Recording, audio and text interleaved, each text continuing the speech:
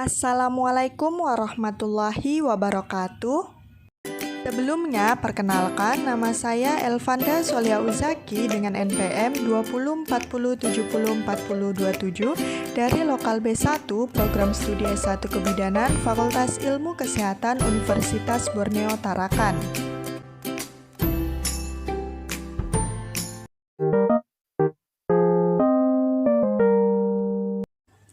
Evidence-based practice. Jadi, evidence sendiri adalah bukti ilmiah, sedangkan practice adalah segala bentuk pelayanan dan asuhan yang diberikan kepada klien. Dalam kebidanan sendiri, asuhan yang diberikan dalam kompetensi kehamilan, persalinan, nifas, laktasi, bayi balita, kesehatan reproduksi maupun KB.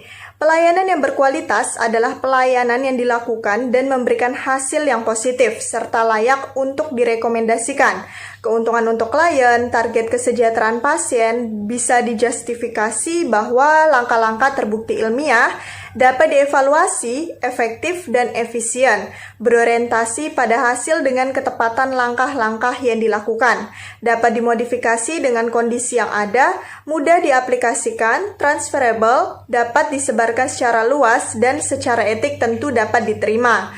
Adapun manfaat dari evidence-based practice yaitu yang pertama, menjadi jembatan antara penelitian dan praktik. Yang kedua, mengeliminasi penelitian dengan kualitas penilaian yang buruk. Yang ketiga, mencegah terjadinya informasi yang overload terkait hasil-hasil penelitian. Yang keempat, mengeliminasi budaya practice which is not evidence-based. Lalu, kenapa harus evidence-based dalam memberikan pelayanan?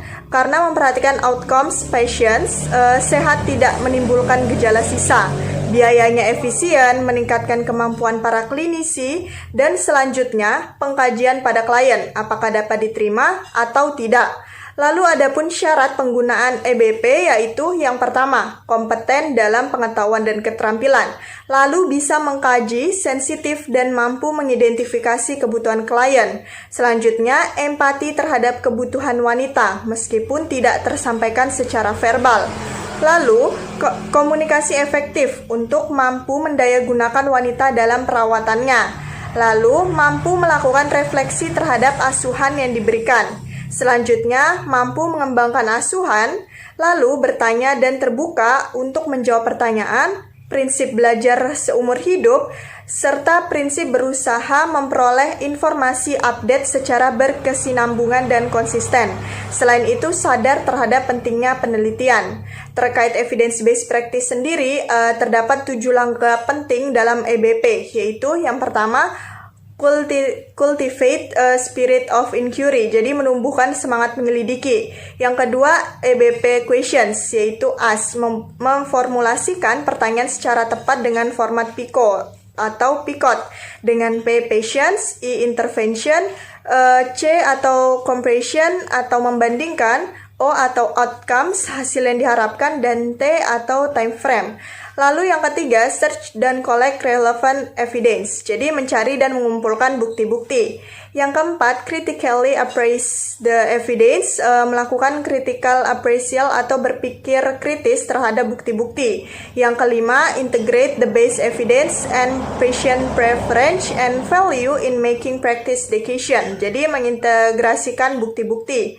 Yang keenam, evaluate outcomes of the change-based evidence, jadi mengevaluasi outcomes. Dan yang terakhir, disseminate the outcomes of the EBP change, jadi dimenasikan atau sebarkan EBP dalam jurnal penelitian, kolega, puskesmas, dan lain sebagainya.